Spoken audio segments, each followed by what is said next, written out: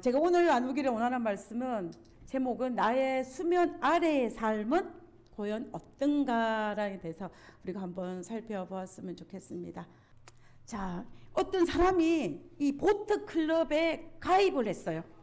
보트클럽. 한 번도 저랑은 상황이 달라가지고 아직 실전이 안 되는데 이 보트를 가지고 자기 보트를 가져와가지고 뭐 클럽에 들어가지고 자기들끼리 막 이렇게 뭐 경기도 하고 이렇게 즐기는 그 클럽이에요. 근데 이 사람이 이 클럽에 딱 가입해서 보니까 자기가 가지고 있는 보트가 별로 신통찮은 거예요. 그래서 내가 보트를 잘 지어야겠다. 아주 화려한 보트를 만들어야 되겠다 생각을 했습니다. 그래서 자기 상상을 한 거예요. 보트 색깔을 그 황금색으로 칠하고 돛도 아주 멋있게 하고 또 이렇게 이렇게 할 거라고 머릿속에 구상을 쫙 했습니다. 그래가지고 이제 본인이 이제 보트를 만들려고 보트를 이제 제작하기 시작했어요. 그래 제작을 하는데 이 부분은 뭐냐면 보트 밑둥이에요. 밑판인데 한가운데 쭉 나와 있는 게 이것이 뭐냐면은 이것이 용골이라는 것입니다. 용골. 이것이 뭐냐면 배가 중심을 잡을 수 있는 축이라고 볼 수가 있대요. 그런데 이 사람이 가만히 생각해 보니까는, 보트 위에는 사람들이 뭐 좋고 나쁘고 이런 말들이 있는데 보트 밑에 대해서는 이런저런 말들이 없는 거예요. 그래서 이 짓는 사람들에게, 여기는 대충 하라고. 지금 시간이 없으니까 대충 하고, 그 앞에 그걸 해야 되니까 대충 하라고 그렇게 했습니다. 그래서 이제 보트를 이렇게 이쪽은 아래쪽은 대충 지었어요. 그러고 난 다음에 보트를 자기가 원하는 걸 보트를 이렇게 아름답게 지은 것입니다. 황금색으로 이 색깔을 페인트 칠을 하고 또 이렇게 달고 선씨는 화려하게 끝이 없고 또 이 사람들이 앉아있는 곳은 완전히 초호화판으로 지었어요. 그래가지고 이제 이 보트를 지으니까 이 짓는 모습들을 이 보트 회원들이 볼 때 어떻게 했냐면, 당신이 보트 너무 멋있다고. 이 보트 정말로 대단하다고. 어떻게 하면 이렇게 멋있는 보트가 나올 수 있냐고 막 칭찬의 일색이었습니다. 그러면서 그 보트를 하면서 사람들이 수근거리기 시작하는 거예요. 뭐라고 수근거리냐면은, 우리 보트클럽 역사상 최고로 좋은 보트를 지었으니 다음에 우리가 이 보트클럽의 회장을 선출하면 이 사람을 하면 어떨까? 그런 소리들이 웅성웅성하는 것들이 이 사람 귀에 들린 거예요. 그러니까 기분이 너무 좋은 것입니다. 너무 기분이 좋아가지고 있는데 드디어 이 보트가 이렇게 아름다운 모습으로 완성이 되니까 사람들이 감탄과 탄성을 저지르기 시작한 거예요. 드디어 이 보트를 배 위에 띄우는 그 처녀항이라 그러죠. 제일 처음에 띄우는 그날이 다가왔습니다. 그래서 이것을 축하하기 위해서 보트클럽 회원들이 다 모였어요. 그래서 이제 배에 띄워서 쫙 황해를 하는데 친구들이 옆에서 좌우로 다 같이 해주는 거예요. 그래서 이 뱃머리 위에 올라가지고 이 보트를 타고 쫙 나가니까 이 사람이 모든 것들이 자기 발 아래에 있는 것처럼 느껴졌어요. 너무 기분이 좋아가지고. 그래서 쫙 가는 것입니다. 그런데 그래서 이제 쫙 가는데 얼마나 기분이 좋았는지 자기가 이 해안에서 얼마나 나왔는지 미처 캐치도 못했습니다. 자기 혼자 취해가지고. 그래가지고 이제 이렇게 막 가고 있는데, 보니까는 주변에 자기랑 같이 왔던 친구들이 안 보이는 거예요. 그래도 이쪽 배라고 자기가 막 취해있는데, 이제 시간이 좀 지나고 난 다음에 그 바다에 멀리 가니까는 태풍이 분 것입니다.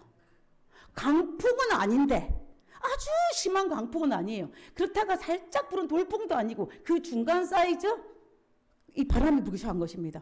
그러니까는 이 배가 조금 이렇게 휘청거리는 거예요.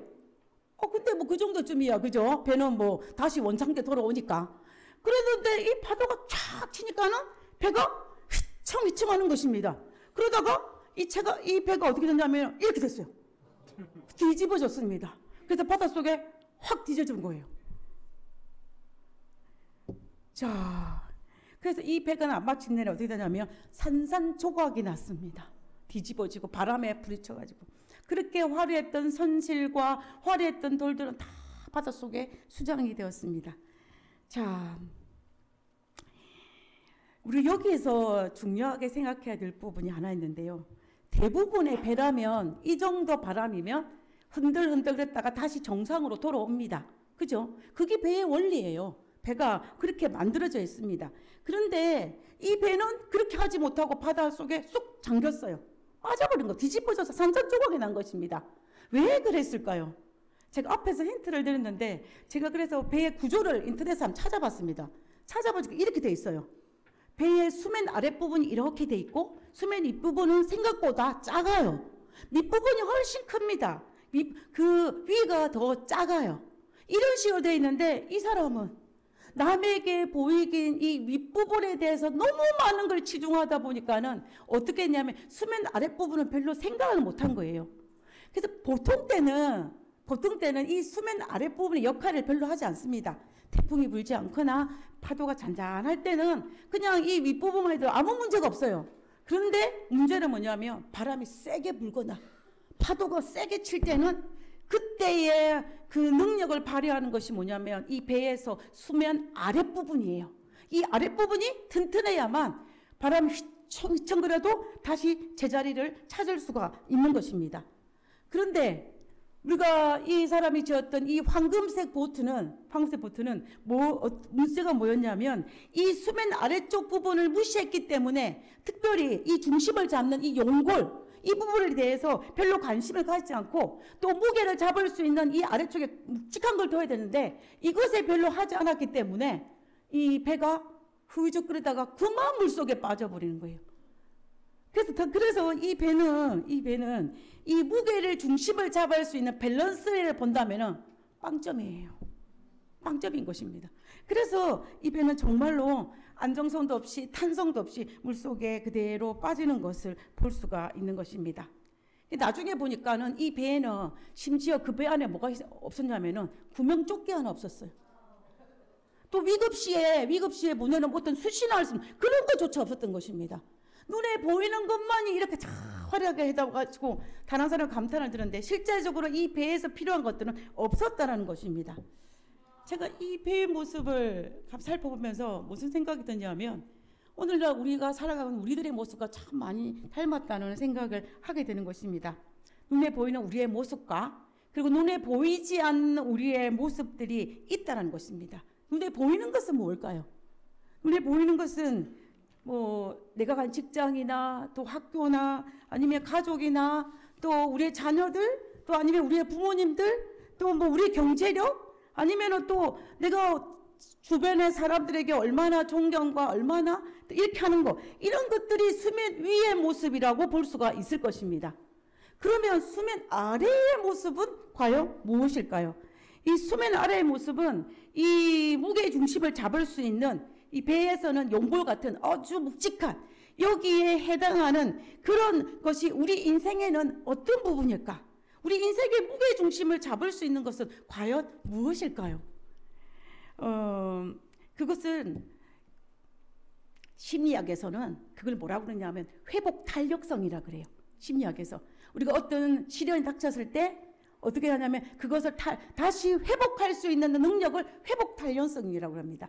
우리가 용수철을 보면은 이렇게 해도 다시 제자리로 돌아오지 않습니까? 그런 것처럼 우리 인생에 있어가지고 어떤 시련이 닥칠 때 다시 원상으로 돌아올 수 있는 능력을 회복 탄력성이라 그래요. 근데 이제 이 하나님이 축복하시는 삶이라는 책을 쓴 이 고든 맥도날드 이 사람이 유명한 기독교 이 학자인데 이 사람이 뭐라 했냐면 그것은 영성이라고 했습니다. 영성. 성경에서 뭐라고 했냐면 성경은 이것을 믿음이라 그랬어요.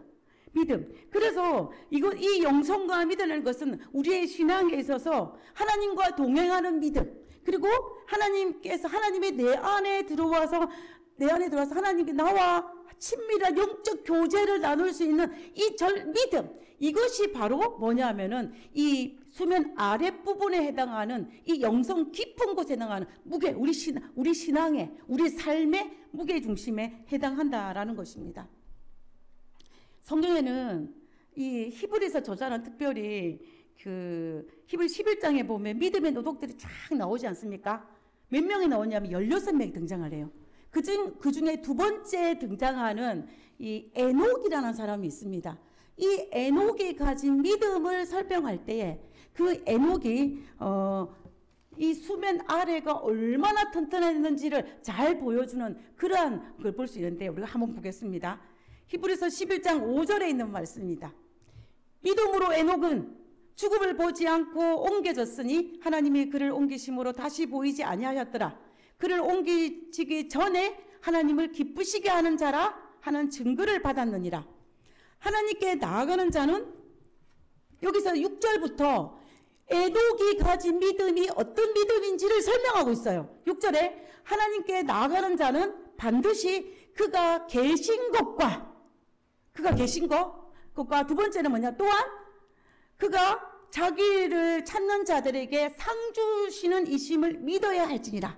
그래서 결과적으로 히브리 11장에서 말하고 있는 에녹이 가진 믿음을 뭐라고 설명하고 있냐면 이 하나님이 계신 것과 또 하나님께서 상 주시는 분이라는 것을 믿는 것이라고 이야기하고 있는 것입니다. 그래서 우리는 이 두 가지 에녹이 가진 믿음을 갖다가 우리가 한번 보면 여기 첫 번째 그가 계신 것이라는 이 믿음을 우리가 뭐라고 볼 수 있냐면요. 그냥 단순히 하나님이 계신다 이걸 믿는 믿음이 아니에요. 믿는 믿음이 아니라는 것입니다. 어떤 믿음이냐면 그 하나님이 살아계셔서 오늘날 나와 친밀한 관계를 맺는 그 하나님을 믿는 거예요. 그래서 그분이 나와 우리 가족이나 이웃이나 연인이나 우리 교우들처럼 서로 만나고 서로 이야기하고 서로 필요를 채워주고 또 아픔과 슬픔을 나눌 수 있는 그런 관계를 가진 믿는 믿음이 바로 그가 계신 것을 믿는 믿음이라는 것입니다. 우리가 쉽게 설명을 하면은 여러분들 그 연예인들 있지 않습니까? 연예인들 중에 어떤 A라는 연예인이 있으면 그 연예인이 있다는 것을 우리가 알아요, 몰라요? 알죠. 왜냐하면 뉴스에 보면 그 사람이 살아있는 걸 알아요. 그런데 그 사람과 나와의 관계가 있습니까? 아무것도 없어요. 그것은 그 사람과 나의 아무런 관계가 없기 때문에 그 연예인을 계신 거라고 믿는 믿음에 포함시킬 수 없다라는 거예요. 그러면 누구인가 가냐면 나와 가까이 있는 사람, 나와 교제를 나누고 서로 이야기하고 또 필요를 채워주고 만나고 이런 그 관계를 믿는 그것이 바로 뭐냐면 이 에녹이 믿었던 그가 계시는 것을 믿는 믿음이라는 것입니다. 다시 말하면 하나님이 나와 상관없는 분이 아니고 2000년 전에 왔다가 하늘에 가신 분이 아니라 그 하나님이 내 속에 들어와서 나와 함께 생활하는 분이에요. 그것을 믿는 믿음이 그가 계신 것을 믿는 믿음인 것입니다. 그 다음에 두 번째는 뭐냐면 상주심을 믿는 믿음이에요. 상주심을 믿는 믿음. 이 상주심에 해당하는 헬라어를 보면 뭐라고 했냐면 미스타 포테테스라는 이름인데 제가 왜 이 단어를 가져왔냐면요. 이 의미는 뭐냐? 싹을 지불하는 자라는 뜻이에요. 보상하는 자라는 뜻입니다. 무슨 말이냐면 하나님께서 우리에게 보상해 주신다는 거예요. 그럼 무엇을 보상해 주시냐? 단지 우리가 마지막 때 우리에게 구원을 베풀어 주시는 그 보상만을 의미하는 것이 아닙니다.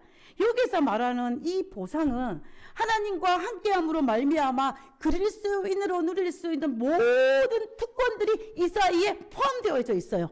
다시 말하면 우리가 하나님께 기도했을 때 응답받는, 그리고 내가 하나님 앞에 뭔가를 이야기했을 때 위로받을 수 있는 내 삶 속에 역사한다는 믿음, 그리고 또 나에게 가장 좋은 것을 주신다는 믿음, 그리고 나에게 지금은 내가 비록 예를 들면 힘들지만 그럼에도 불구하고 하나님은 지금도 나를 여전히 영광스러운 곳으로 인도하고 있다는 사실을 믿는 믿음이 바로 상 주시는 이심을 믿는 믿음이에요. 그래서 우리가 에녹을 이야기할 때 뭐라고 이야기합니까?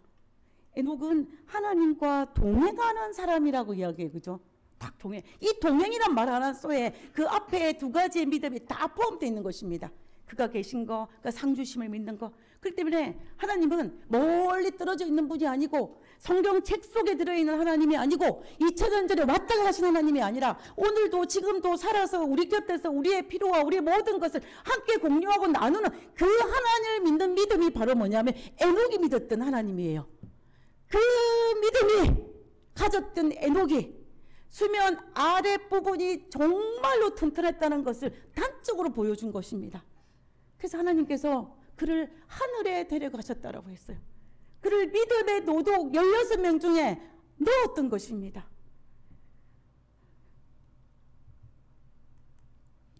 우리가 우리 주변에 있는 사람들을 살펴보고 내 모습을 반추해 보면 평생을 살아오면서 수면 이 윗부분에만 신경을 쓰는 경우도 있고 사람도 있어요. 그러면 그 사람들은 또 이 명예나 이런 외부적인 것들에 의해 신경을 많이 쓰는 것입니다. 근데 어떤 사람들은 수면 아랫부분에 신경을 쓰는 사람이 우리 주변에 있는 것입니다. 아무 일이 없을 때는 수면 윗부분이 화려한 것은 매력적이에요. 매력적이지 않습니까? 그러나 문제는 뭐냐면 우리에게 환난과 위기가 닥치면 그때가 문제라는 것입니다. 그때가 문제인데 이 아랫부분이 튼튼하면 위기 때에 아주 매력적인 것을 볼 수가 있는 것입니다. 제가 지금 교회에 나온 지 대충 보니까 한 거의 40년이 됐어요. 저도 많이 됐습니다. 이제 거의 40년이 됐는데, 근데 뭐 별로 바뀐 건 없지만 불행하게도 바뀌가려고 지금 노력하고 있지만, 이 40년의 생애를 살아오면서 제 마음속에 느낀 건 뭐냐면, 저는 이 수면 아랫부분이 튼튼한 사람들을 정말 축복받아서 많이 봤어요. 제가 그런 분들을 볼 때마다 제가 참 감동을 받고, 그리고 위로를 받고, 또 뭐냐면 나도 저런 사람처럼 되고 싶다라는 그런 마음을 참 많이 가집니다.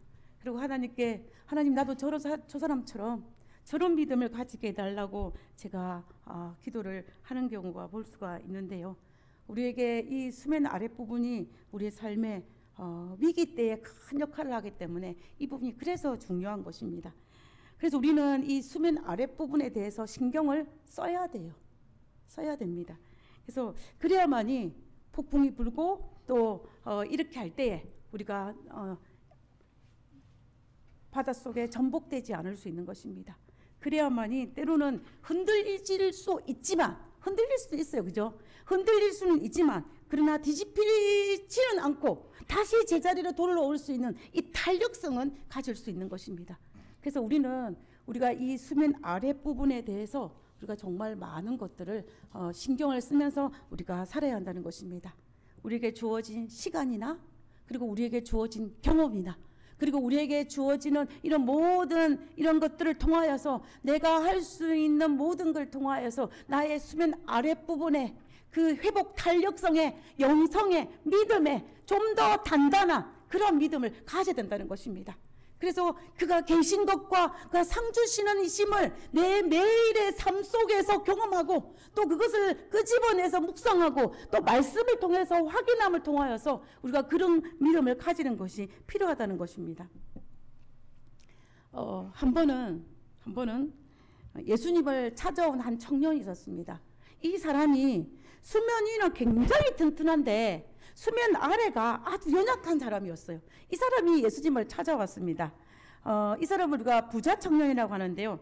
예수님의 공생애가 마치는 거의 마지막 시기에 이 부자 청년이 찾아와서 예수님을 찾아와서 무릎을 탁 꿇은 것입니다.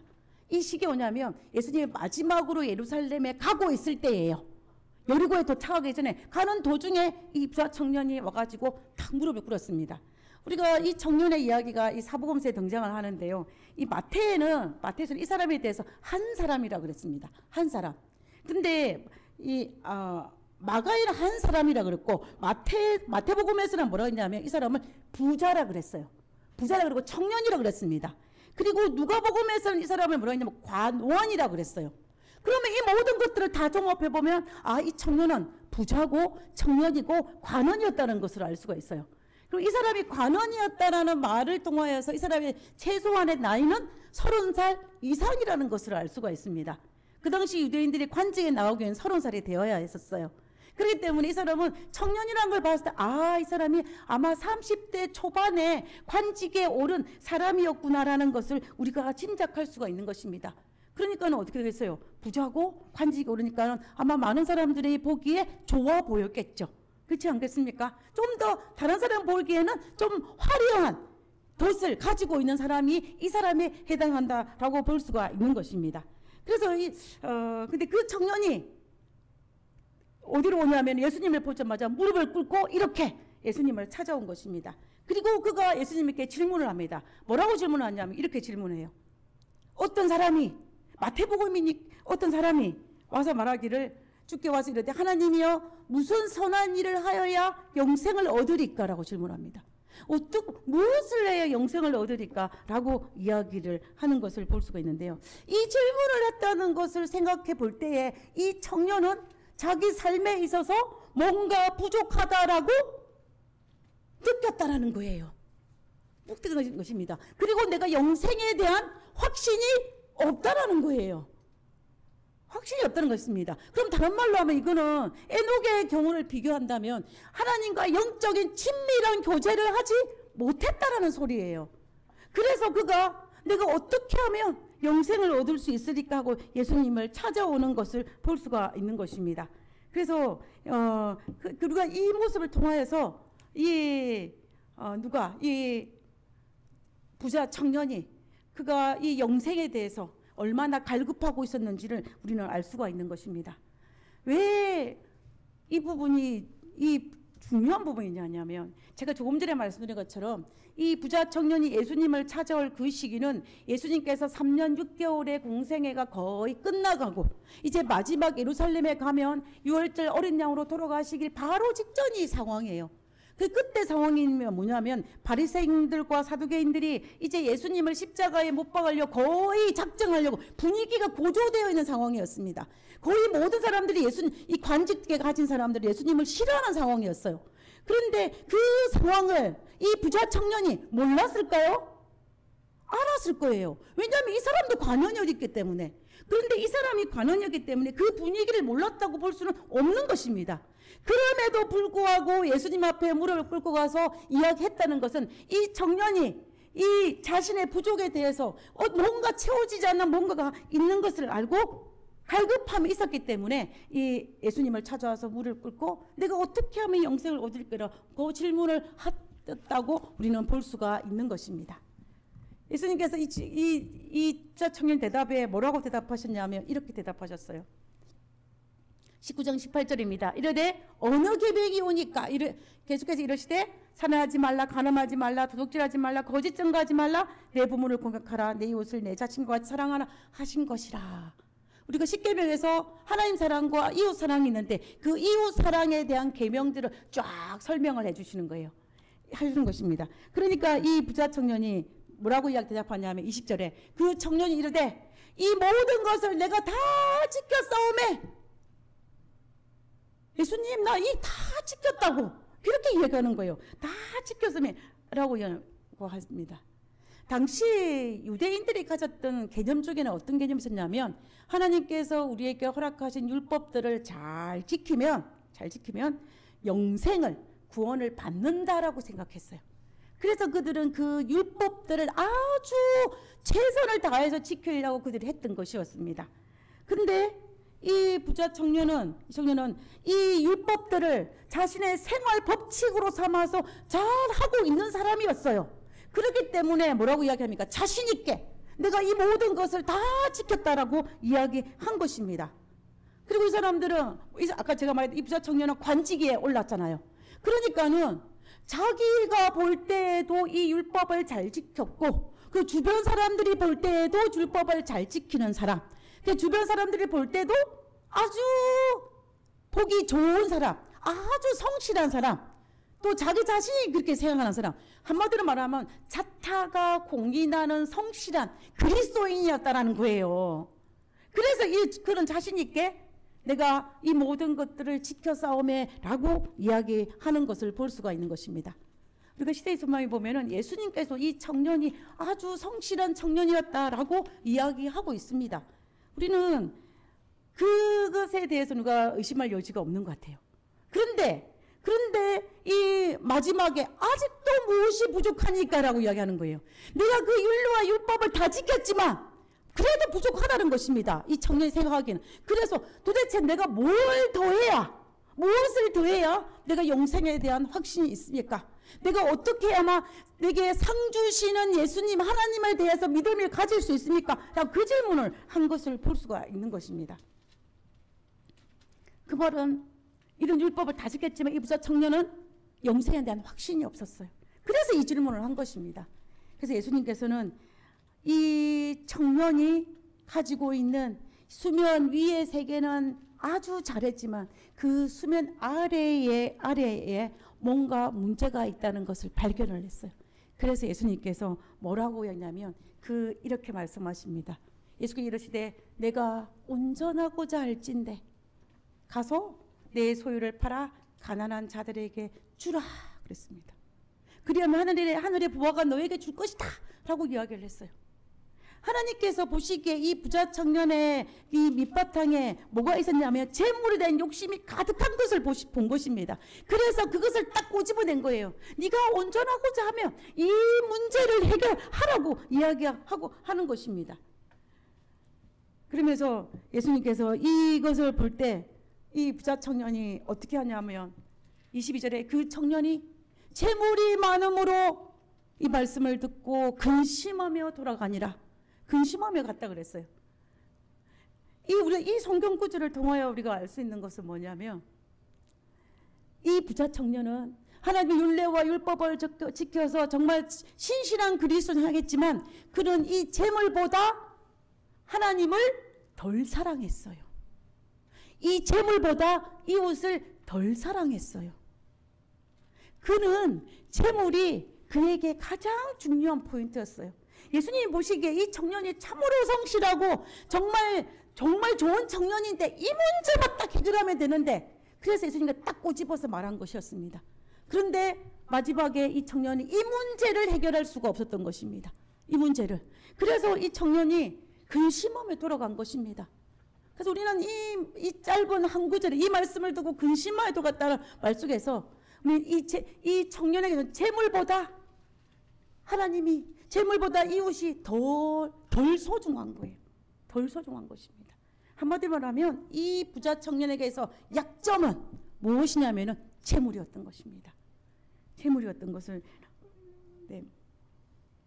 근데 우리가 참 뭐라 그럴까요? 이 부자 청년에게는 약점이 딱 한 가지밖에 없었어요. 그죠? 재물. 그런데 우리가 정말 두려운 것은 뭐냐면 우리에게도 우리 신앙의 각자의 약점들이 다 하나씩은 있다라는 것입니다.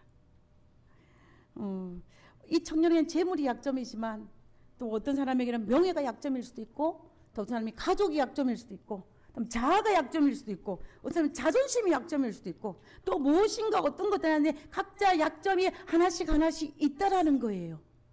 그래서 저는 제가 신앙생활을 하면서 제 마음속에 있는 것은 뭐냐면 그 약점을 극복하기 위해서 하나님과 쟁투를 벌이는 것입니다. 그래서 저는 우리가 신앙생활이라는 것은 자신이 가진 약점과의 전쟁이라고 생각해요. 그래서 그 하나님의 사랑이 더욱 나의 마음속에 가득하면 그 약점이 좀 작아지고 근데 어느 순간 내가 하나님의 사랑을 조금만 더 많이 하면 이 약점이 불쑥 튀어올라서 나를 장악할 때가 있다는 것입니다. 그렇기 때문에 이 약점과의 전쟁이 우리 그 신앙의 한 모티브인데 그렇지만 하나님께서는 우리의 그 연약함을 아시기 때문에 우리의 부족함을 아시고 우리의 체질이 진토임을 아시기 때문에 그래서 우리를 돌봐주시는 것입니다. 우리와 함께 하시는 것입니다. 그것을 믿고 우리의 그 약점을 하나님 앞에 내놓고 우리가 이것을 치유하기 위해서 사는 것은 우리에게 정말로 필요한 것입니다. 때로는 그렇게 하지 않으면 이것을 극복하고 하나님 해결하지 아니하면 우리는 알면서도 넘어질 것이고 또 우리를 인지하지 못한 상태에 허우적거림에 넘어질 수가 있습니다. 그러나 그것에 대해서 하나님께 깊이 묵상하고 또 하나님께 해결하고자 하는 마음이 있으면 우리는 어떻게 하겠습니까? 허우적거릴지라도 다시 일어설 수가 있는 것입니다. 그렇기 때문에 우리에게 어떤 시련, 더 큰 시련이 올지 모르니까 가능한 최선을 다해서 이 수면 아래쪽에 있는 우리의 영성과 우리의 믿음에 대해서 더 많이 다독거리는 것이 우리의 삶에 필요한 것입니다. 왜냐하면 우리 인생이 얼마나 큰 사이즈가 태풍이 올지 우리는 알지 못하기 때문이에요. 제가 1984년입니다. 1984년에 제가 중학교를 어디 다녔냐면 이 단성중학교를 다녔어요. 경상남도 산청군에 있는 작은 읍내마을에 있는 학교입니다. 근데 이 학교가 단성중학교를 제가 1학년으로 다녔는데 이 학교를 제가 2학년을 다녔어요. 다녔는데 1학년 84년도에 이 학교를 다녔는데 이 학교는 보면은 가운데 뭐가 있냐면 경호강이 흘러요.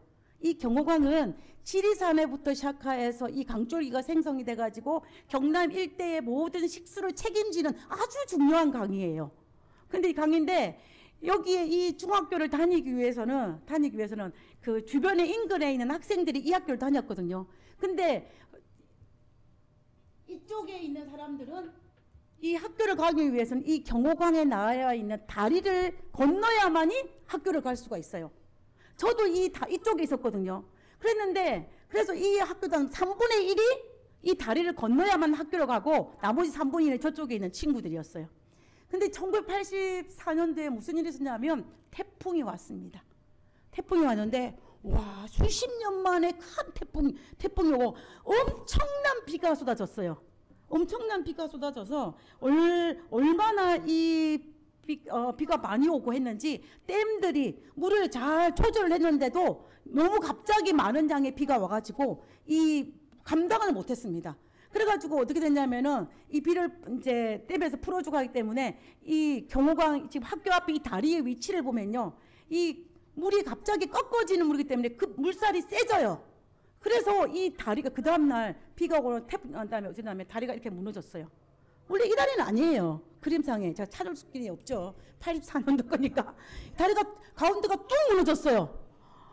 이 무너져 놓으니까는 어떻게 됐냐면은 학교를 갈 수가 없잖아요. 그래서 지금도 제가 기억이 납니다. 몇 달 동안 돛담배를 타고 왔다 갔다 하면서 학교를 갔던 기억이 있어요. 근데 문제는 뭐냐면 이 다리를 보수를 해야 되잖아요. 그래서 다리를 이제 보수하기 위해서 여러 사람들이 이제 하게 것입니다. 그래서 빨리 이 다리를 완성을 시켜야 돼요. 그래야만 이 다리가 왜 중요하냐면 이 마을과 마을을 연결시키고 군과 군을 연결시키기 때문에 이 다리가 굉장히 중요한 다리였어요. 근데 빨리 이걸 회복시켜야 되니까는 자, 이거 빨리 다리 어떻게 할 것인가를 의논을 해서 어떻게 했냐면은 이 수십 년 만에 이 엄청난 비가 왔으니까 이 수십 년 만에 와서 감당할 수 있을 만큼의 다리를 짓자라고 다리를 의논을 해가지고 다리를 지은 것입니다. 그래서 뭐 그 당시 진주에 있는 방송국에도 막 이 이야기를 싣고 막 사람들이 이야기했어요. 그래서 수십 년 만에 비가 내린 이 비를 감당할 수 있는 다리를 쫙 지었습니다. 몇 달 만에. 그래서 우리가 어떻게 했냐면은 다리를 건너서 학교를 갔던 기억이 있어요. 근데 문제는 뭐냐면 그 다음에가 문제죠. 1985년이 되었습니다. 제가 중학교 2학년. 85년이 됐는데 와, 그때는 100년 만에 태풍이 왔어요. 와, 수십 년 만에를 대비해서 딱 다리를 완성해놨는데 이 태풍은 100년 만에 태풍이 온 거예요. 비가 하루 만에 어마어마한 양이 내렸습니다. 그래서 그 다리 건너기 직전에 그 원지라는 자그마한 마을이 읍내 같은 게 있어요. 그것이 물에 잠겼어요. 그 해에. 그렇게 엄청나게 비가 온 것입니다. 그 태풍 지나고 난 다음에 어떻게 됐을까요? 이 다리는요, 흔적도 없이 사라졌어요. nothing. 아무것도 없이. 제가 이 모습을 눈으로 지켜봤거든요. 그래서 우리의 믿음이 이만큼이면 괜찮아 라고 생각하지만 우리 인생에 얼마만큼 사이즈의 환란이 태풍이 올지 아무도 모른다는 것입니다. 그래서 내가 할 수 있는 최선을 다해서 수면 아래의 믿음의 영성을 더 개발시키는 것이 필요해요. 우리가 선교지에 가서도 우리가 있는 곳에서도 우리가 무엇을 하든지 말씀을 보든지 무엇을 하든지 간에 우리는 이 수면 아래를 튼튼히 하기 위해서 그가 계시는 것과 그가 상 주시는 것을 믿는 믿음을 키워서 우리의 영성을 키워줘야만 우리가 튼튼한 그러한 사람이 살 수가 있다라는 것입니다. 이것이 우리에게 주어진 시간에 우리가 이루어내야 할 우리의 숙제예요. 이것에 등한히 하게 되면은 이것처럼 흔적도 없이 사라질 수 있다는 것을 우리가 생각해야 된다는 것입니다. 우리가 이 성경에 보면은 이 수면 아래 세계를 아주 잘 다스린 사람과 수면 아래를 등한히 한 사람이 아주 대조적으로 등장하는 많은 인물들이 성경에 등장하는 것을 볼 수가 있어요. 우리는 그 많은 사람을 찾아볼 수는 없지만 단적으로 우리 두 사람을 한번 살펴보기를 원합니다. 성경에서 수면 아래 세계보다 수면 위가 튼튼했던 대표적인 사람이 사무엘상 28장에 등장하는 사울이 아닐까라는 생각을 듭니다. 사무엘상 28장에 보면은 사울이 블레셋 사람들의 군대를 보고 두려워서 그의 마음에 크게 떨린지라 그랬습니다. 여러분, 사울이 누군 줄 아시죠? 사울은 첫 번째 왕이에요. 이스라엘에. 하나님께서 이 사울을 딱 선택할 만큼 믿음의 사람이었습니다. 그죠?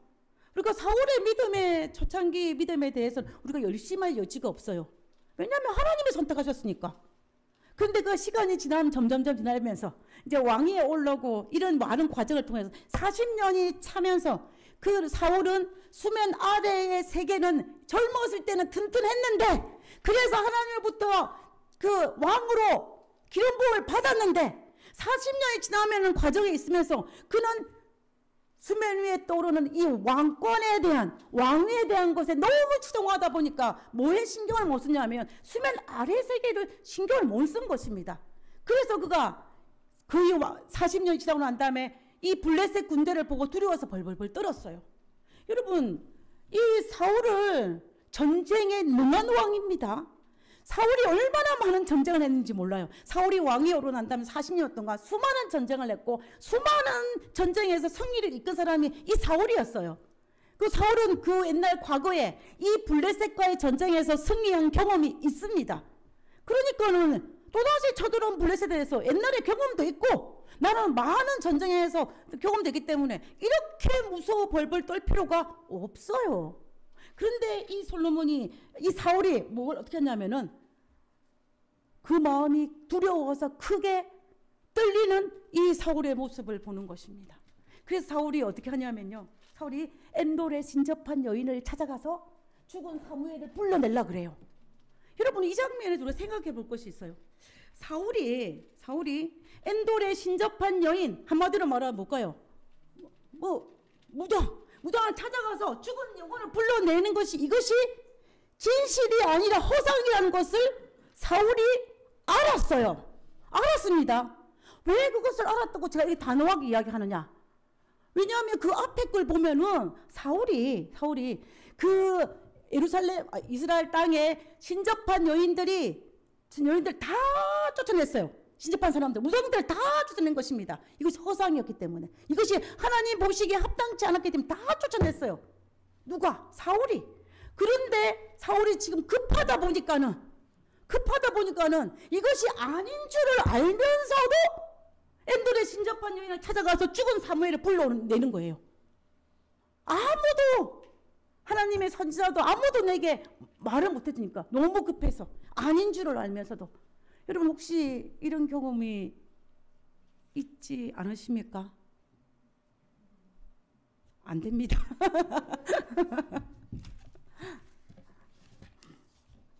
사무엘이, 이 죽은 사무엘이 아닌 걸 알면서 그 순간에는 너무 급한 나머지 이 죽은 사무엘의 허상을 보고 뭐라냐면, 사울이 대답하되 나는 심히 다급하다. 내가 심히 급하다는 거예요. 근데 그래서 이때 사울은 판단력을 잃어버렸어요. 그전에는 이것이 허상인 것을 알고 쫓아냈는데 지금은 너무 급하다 보니까는 지푸라기를 잡는 심정으로 그 사무엘의 허상을 보고 내가 지금 너무 급하다고 이야기합니다. 왜 급하냐? 블레셋 사람들은 나를 향하여 군대를 일으켰고 하나님은 나를 떠나서 다시는 선지자로도 꿈으로도 내게 대답하지 아니하시기로 내가 행한 일을 알아보려고 당신을 불러 올렸나이다 라고 이야기하는 이 사울의 모습을 볼 수가 있습니다. 사울이 배로 비교한다면 휘청휘청해서 뒤집히지기 일보 직전, 파산되기 일보 직전의 사울의 모습이에요. 사울의 모습입니다. 사울은 결국 이 전투에서 전사를 하게 되죠. 전사를 하게 되는 것을 볼 수가 있는데요. 사울은 왕위에 오르난 다음에 40년 동안 그가 왕으로서의 그것에 대한 눈에 보이는 수면 위의 세계를 너무 추종하다 보니까 40년 지나고 40년 전에는 수면 아래가 튼튼했는데 40년이 지나고 난 다음에 이 수면 아래가 이렇게 약해져 있었던 것입니다. 그래서 그 위기 상황에 이렇게 벌벌 떨고 있는 사울의 모습을 본 것입니다. 그러나 이 사울과의 반대에 다윗은 어떻습니까? 다윗은 솔직히 말하면 사울보다 더 위기가 더 많았어요. 그의 장인 사울보다 쫓겨나 도망다니기도 정말 하루 이틀도 아니고 수많은 전쟁을 했습니다. 그리고 또 죽음의 위기를 다윗도 많이 느꼈습니다. 근데 그럴 때마다 다윗이 뭐라고 고백하냐면 시편 23편 4절에 내가 사망의 음침한 골짜기를 다닐지라도 지금 나한테 시련이 온다 할지라도 해를 두려워하지 않을 것은 주께서 나와 함께 하심이라 그랬습니다. 내가 두렵지 않다는 거예요. 두렵지 않다는 거예요. 왜? 하나님께서 함께 하시기 때문에. 지금 나에게 어떤 시련과 태풍이 없어서 내가 뭐하지 않다, 두려워하지 않는 것이 아니고 그럴지라도 하나님께서 함께 하시기 때문에 두렵지 않다는 것입니다. 그 다음에 이 시편 3편의 306절에 보면은 천만이 나를 에워싼다 할지라도, 천만이 나를 죽이기 위해서 에워싼다 할지라도 나는 두려워하지 아니하리라. 왜? 하나님이 나와 함께 하시기 때문에. 그래서 시편 27편 1절에 여호와는 나의 빛이요 나의 구원이시니 내가 누구를 두려워하리요. 하나님이 나와 함께 하시니 내가 누구를 두려워하리요. 내가 수면 아래가 영성이 하나님 대한 그가 계신 것과 그가 내게 상 주시는 분임을 믿는 믿음이 있기 때문에 나는 뭐하자, 주변이 천만이 나를 둘러싸도 나는 전혀 두려워하지 않겠다는 것입니다. 내가 무서워할 필요가 없다라는 거예요. 이것이 다윗이 가진 믿음인 것입니다. 수면 아래가 튼튼한 사람의 이 간정이, 고백이 이 다윗의 고백인 것을 볼 수가 있습니다.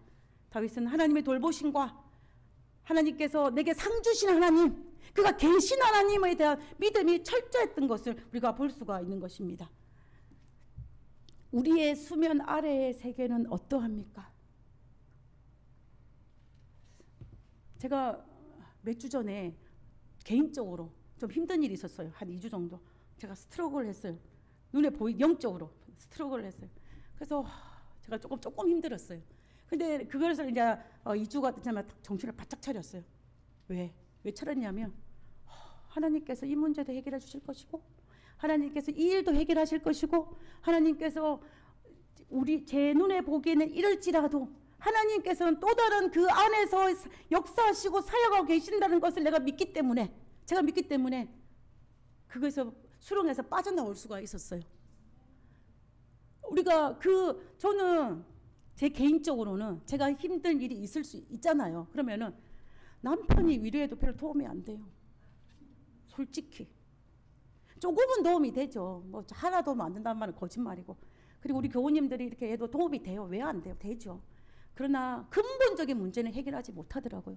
근데 그 나의 내면에 있는 이런 것의 근본적 해결할 수 있는 가장 큰 거는 뭐냐면 하나님의 말씀에 대한 확신이에요. 그것이 딛고 용술처럼 일어설 수 있는 그 파워가 그 말씀이라는 것을 제가 살아오면서 참 많이 느꼈습니다. 우리가 신앙이라 하나님을 믿는다는 것이 바로 그건 같아요. 그래서 우리의 수면 아래의 세계가 우리가 정말 필요하다는 것입니다. 우리가 제가 언젠가 한번 읽었던 책 속에 어떤 내용이 있냐면은 우리가 그 그리스도인으로서 하나님을 믿지 않은 사람에게 어떻게 가장 강력하게 우리가 그리스도인이라는 사실을 증거할 수 있을 것인가에 대한 문제였어요.